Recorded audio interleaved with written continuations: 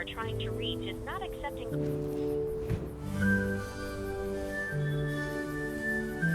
The person you are trying to reach is not accepting.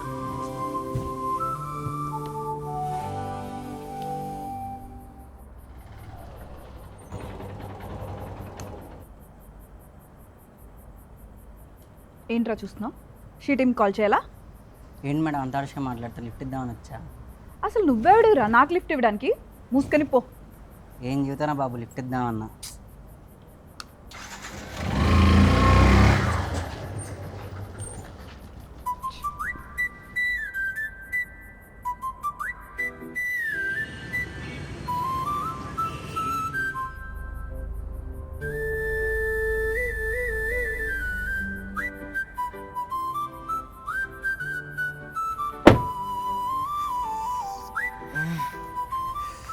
Sundari, I'm so sorry. వస్తున్న దారిలో car break down అయింది. నీకు call చేద్దామంటే phone switch off అయింది. Please రారే, sorry, అర్థం చేసుకోవా సుందరి.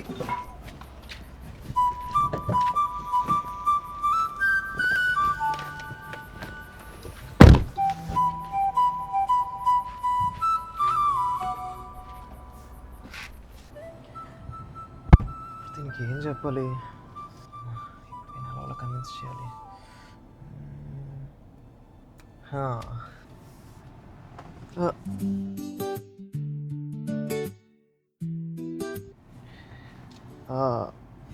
రేపటితో నేను ప్రపోజ్ చేసి నువ్వు నాకు యాక్సెప్ట్ చేసి 5 years అవుతుంది. అందుకే నీకోసం హైదరాబాద్ అంతా కష్టపడి తిరిగి ఒక బెస్ట్ డిజైనర్ తీసుకొచ్చా. ఒకసారి చూడొచ్చు కదా, ఒక్కసారి ఓపెన్ చేయొచ్చు కదా ప్లీజ్.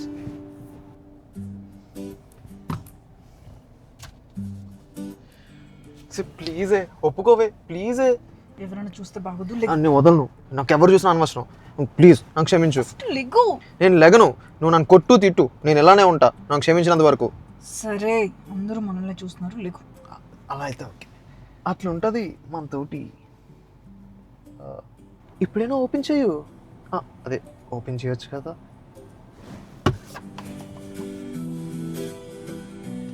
ఎలా ఉంది, నచ్చిందా? ఇది డిజైనా? కోటికి వెళ్తే ఇంతకన్నా బాగున్న కలెక్షన్లు రోడ్ల మీద అమ్ముతూ ఉంటారు. నా అంతలోని నువ్వు కోటిలో కలెక్షన్లతో కంపేర్ చేస్తున్నావా? మరి కాకపోతే ఏంటి? 2 గంటల నుంచి వెయిట్ చేస్తున్నా. కనీసం వేరే వాడి ఫోన్ తీసుకుని అయినా కాల్ చేసి చెప్పాల్సింది కదా, లేట్ అవుతుందని. అంటే నేను కాల్ చేద్దాం అనుకున్నా, కానీ కానీ ఏం లేదులే, వెళ్దాం. చెప్తావా చెప్పవా? ఇప్పుడు ఎందుకు అవన్నీ, టైం అవుతుంది, వెళ్దాం కదా. చెప్పకపోతే కార్ దిగిపోతున్నా. వద్దు, నేను చెప్తా. అంటే నీ ఫోన్ నెంబర్ ఉంది కదా, దాంట్లో ఫస్ట్ 4 digits నాకు గుర్తున్నాయి, లాస్ట్ 4 digits కూడా నాకు గుర్తున్నాయి, కానీ మధ్యలో 2 numbers కొంచెం కన్ఫ్యూషన్. రే లాస్ట్ 5 yearsగా సేమ్ నంబర్ యూజ్ చేస్తున్నా, అది కూడా గుర్తులేదా నీకు? బేబీ, నా అంతలోని ఈ 2 numbers కంపేర్ చేస్తున్నావా? చిన్న సెకండ్ లేవరా నీకు? సరే, నా బర్త్డే ఎప్పుడో చెప్పు. దాందే ఉంది, చాలా ఈజీ. May 25. 25 కాదా, 26, 27 అయ్యి ఉంటుందిలే పక్క. నా బర్త్డే కూడా గుర్తులేదా సార్ మీకు? అదేమన్నా డ్రై డే ఏంటి గుర్తుపెట్టుకోవడానికి? ఇనఫ్ రా, ఇంకా చాలు. గర్ల్ ఫ్రెండ్ బర్త్డే కూడా గుర్తుపెట్టుకోలేనోడితో నేను ఉండలేను. బాయ్. Girl friend birthday. రే సుందరి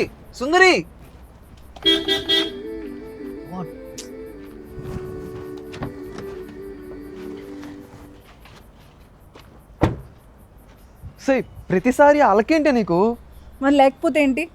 ఒక యానివర్సరీ డేట్ గుర్తుండదు, నా ఫోన్ నెంబర్ గుర్తుండదు, ఆఖరికి నా బర్త్డే కూడా గుర్తులేదు.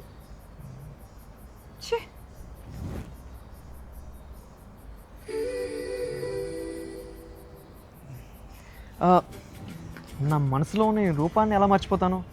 అసలు నేను ఎప్పుడైనా మర్చిపోయానా? నువ్వు నా దిల్ కా ధడకన్ రా.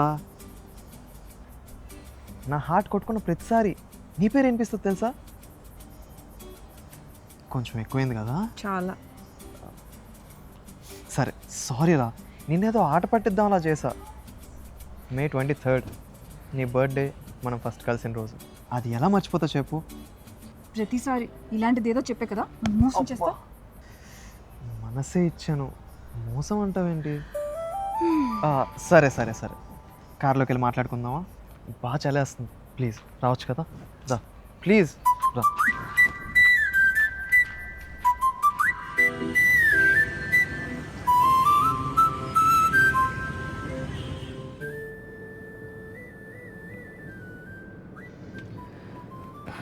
నీకు ఎన్నిసార్లు చెప్పాను పర్ఫ్యూమ్ వాడొద్దని. ఈ పర్ఫ్యూమ్కి ఏమైంది? బాగానే ఉంది కదా. నాకు అస్సలు పడదా పర్ఫ్యూమ్. అన్నటి వరకు నీకే నచ్చిందన్నావు, ఇప్పుడు సడన్గా మీ నాన్న వచ్చి హెడేక్ అంటే నీకు నచ్చడం మానేసిందా ఏంటి? అది నాకు ఎప్పుడూ నచ్చలేదు, ఏదో నీకోసం అడ్జస్ట్ అయ్యాను. ఇప్పుడు కూడా అడ్జస్ట్ అవ్వు, ఎవరొద్దన్నారు? అయినా మీ నాన్న వచ్చిన ప్రతిసారి పర్ఫ్యూమ్ మార్చాలంటే నా వల్ల కాదు. ఈ పర్ఫ్యూమ్ నాకు నచ్చింది, నేను ఇదే వాడతా. ఇప్పుడు మార్చడం కుదరదు. అసలు ఎందుకు నువ్వు నాతో అంత రూడ్గా మాట్లాడుతున్నావు? మీ నాన్న నాతో మాట్లాడే మాటలు కంపేర్ చేస్తే ఇది చాలా తక్కువ. అయినా మా నాన్న ఎందుకు నీతో రూడ్గా మాట్లాడతారు? వదిలే వదిలే. ఇప్పుడు ఆయన గురించి చెప్పాను అనుకో, నువ్వు అప్సెట్ అవుతావు. నువ్వు అప్సెట్ అయితే నువ్వు మళ్ళీ ఆయనలానే బిహేవ్ చేస్తావు. ఇదంతా అవసరమా? అసలు ఏం జరిగింది? వద్దని చెప్తున్నా కదా. ఇప్పుడైనా అవన్నీ మాట్లాడుకుంటే మన మధ్య గొడవలు వస్తాయి. అదంతా నా వల్ల కాదు. ఇప్పుడు నువ్వు చెప్తున్నావా లేదా? వదిలేమని చెప్తున్నా కదా, ఇంటికి వెళ్ళాక మాట్లాడదాం. ఏ చెప్పు, ఏం జరిగింది?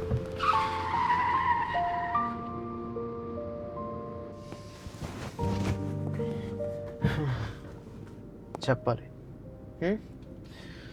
సరే, మీ నాన్న నన్ను మీ బావని ట్రీట్ చేసినట్టు సేమ్ అలానే ట్రీట్ చేస్తున్నాను అనుకుంటున్నా? అసలు ఏం మాట్లాడుతున్నావు? మా బావ అంటే రిలేషన్, చిన్నప్పటి నుంచి చూస్తున్నారు కాబట్టి ఆ చనువు ఆ రెస్పెక్ట్ ఉంటాయి. మనది లవ్ మ్యారేజ్, చాలా కష్టపడి వాళ్ళందరినీ కన్విన్స్ చేసి పెళ్లి చేసుకున్నాం. సెట్ అవ్వడానికి కొంచెం టైం పడుతుంది కదా. ఇప్పటికే చాలా టైం ఇచ్చా, కానీ నాతో ఎంత రూడ్గా ఎంత ఆరోగెంట్గా బిహేవ్ చేస్తారో తెలుసా మీ నాన్న? ఈ ప్రాబ్లం అంటే ఎందుకో తెలుసా? నా ఫ్యామిలీ నీ ఫ్యామిలీ స్టేటస్కి మ్యాచ్ అవ్వదని. దానికి తోడు నీకు 2 లక్షల జీతం, నాకు జస్ట్ 75,000 శాలరీ. ఇదంతా చాలదన్నట్టు మీ నాన్న కలిసిన ప్రతిసారి నాకు ఇచ్చే ఆ లుక్ ఉంట చూడు, మండిపోద్ది. అలా ఏం కాదు, మా నాన్న అలా ఏం ఆలోచించరు, నాకు తెలుసు. మీ నాన్న గురించి నీకు తెలీదు అంటే నాకు ఇలా లుక్స్ ఇవ్వడం మానేస్తాడు, నాకు ఇలా అండం మానేస్తాడు అని కాదు, అర్థమైందా? ఇప్పుడు ఏంటి కంప్లైంట్ చేస్తున్నావా? మొన్న దుబాయ్ నుంచి మీ అన్నయ్య కదా, ఆయన పేరేంటి? పేరు బాలు. దుబాయ్ నుంచి వచ్చినప్పుడు నన్ను మీ నాన్న అతనికి ఎలా ఇంట్రడ్యూస్ చేశాడు తెలుసా? మా చిన్నోళ్ళుడు ఐబిఎంలో ఉద్యోగం, జస్ట్ 75,000 శాలరీ. మా కూతురు మైక్రోసాఫ్ట్లో ఉద్యోగం, 2 లక్షల నెలకి. వీళ్ళ ఫ్యామిలీ అంతా నా కూతురు జీతంతోనే బతుకుతున్నారు, నా కూతురు శాలరీతోనే వీళ్ళందరూ అప్పులు తీర్చుకుంటున్నారని చెప్పి ఎంత బిల్డప్పులు దొబ్బాడు తెలుసా? నాకు ఎలా ఉంటుంది? ఇదంతా కాదన్నట్టు ఈ డిస్కషన్ అంతా అయిపోయాక మీ అన్న ఒక లుక్ ఇచ్చాడు చూడు, నేను అసలు మగోడినే కాదు, నేను అసలు మొగుడుగా పనికిరాను, నాకు అసలు ఈ ఫ్యామిలీయే వేస్ట్ అనిపించేలా చేశారు మీ అందరూ కలిపి.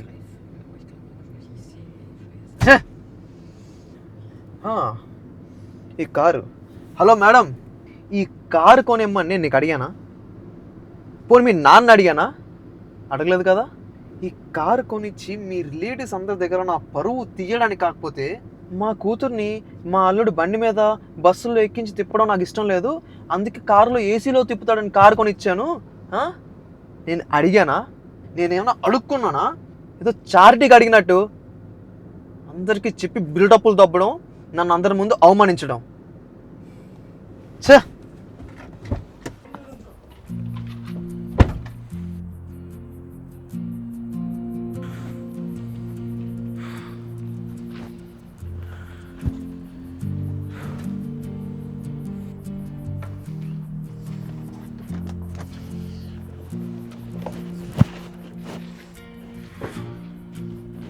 సూర్య ఏంటి అయినా నీకు కొంచెం కూడా చలనం లేదు కదా?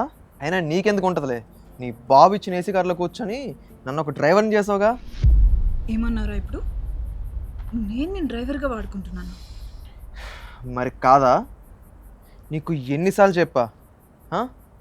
ఏ నీకు డ్రైవింగ్ వచ్చు కదా, సెల్ఫ్ డ్రైవ్ చేసుకుంటూ ఆఫీస్కి వెళ్ళి రావచ్చు కదా.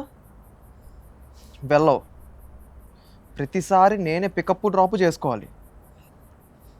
తొందరగా వస్తే వెయిట్ చేసి చావాలి, లేట్గా వస్తే నీతో తిట్లు తిని చావాలి. ఏదైనా నా చావు కన్ఫర్మ్. అమ్మ నేను ఉండలేకపోతున్నా అసలు. సూర్య ఏంటి నువ్వు ఒక్కదానివే జాబ్ చేస్తున్నావా? నేను కూడా జాబ్ చేస్తున్నా కదా. నాకు కూడా ఆఫీస్ ఉంది, ఆఫీస్లో వర్క్ ఉంది, వర్క్లో ప్రెషర్స్ ఉంటాయి. ప్రెషర్స్ ఉన్నప్పుడు లేట్ కూడా అవుతుంది. అర్థమవుతుందా? ప్రతిసారి టైంకి వచ్చేయాలి, టైంకి పిక్ చేసుకోవాలి అంటే నా వల్ల కాదు. అర్థం చేసుకోవడానికి ట్రై చేయి. అయిపోయిందా? నేను మాట్లాడొచ్చా? ఏంటి?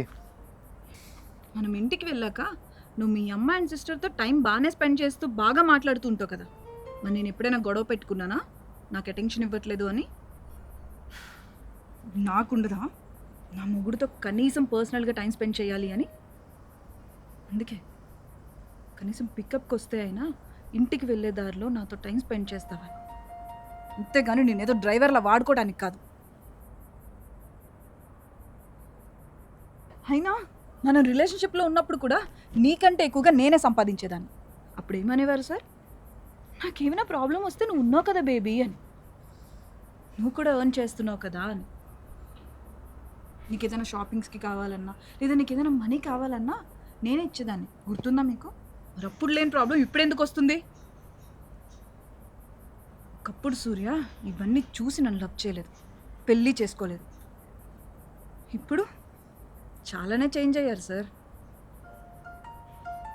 ఏ పెళ్ళైన తర్వాత కొత్తగా మెయిలీగో అడ్డొస్తుందా? అలా కాదు బేబీ.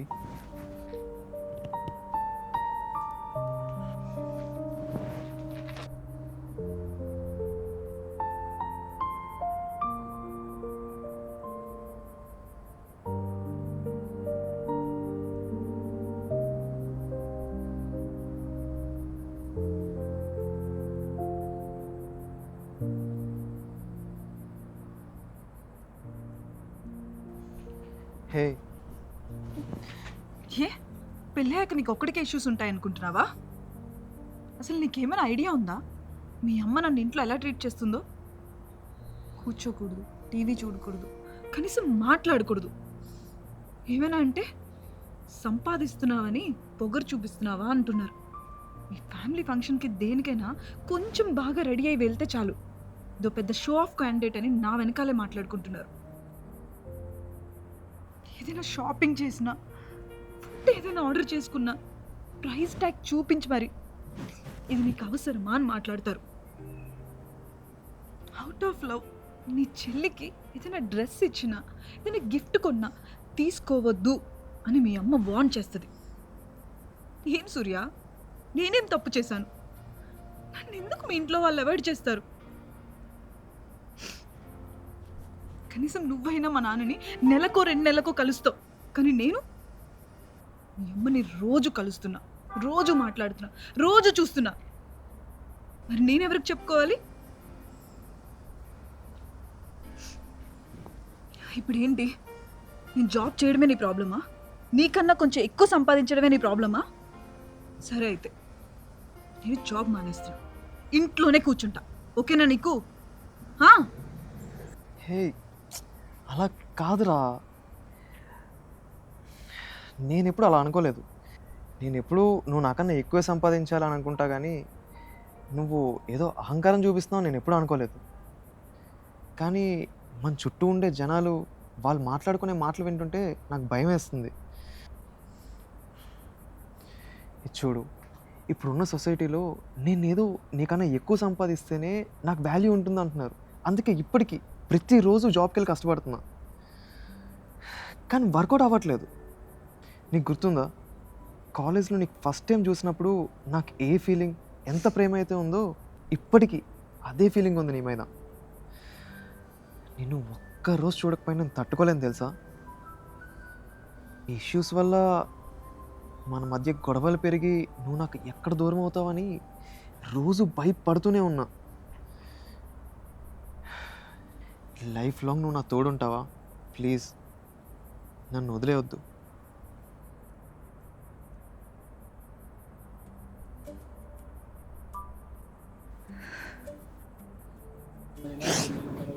మనకి పెళ్ళి కాక ముందైనా పెళ్ళైన తర్వాత అయినా ఐ డోంట్ నో నేను నిన్ను హ్యాపీగా చూసుకున్నానో లేదో, బట్ నువ్వు మాత్రం నన్ను ఎప్పుడు చాలా హ్యాపీగా చూసుకున్నావు. దాని ముందు ఇవన్నీ చాలా చిన్న ఇష్యూస్ ఏవి కూడా నన్ను నీ నుంచి దూరం చేయలేవు. ఎలాంటి ఇష్యూస్ అయినా నాకు నీ పైన ఉన్న లవ్ అండ్ కేర్ని ఆపలేవు. నేను కూడా నిన్ను వదిలి ఉండలేను. వెళ్ళు అంతే. ఇప్పటి నుంచి మనం ఎవరి మాట వినొద్దు.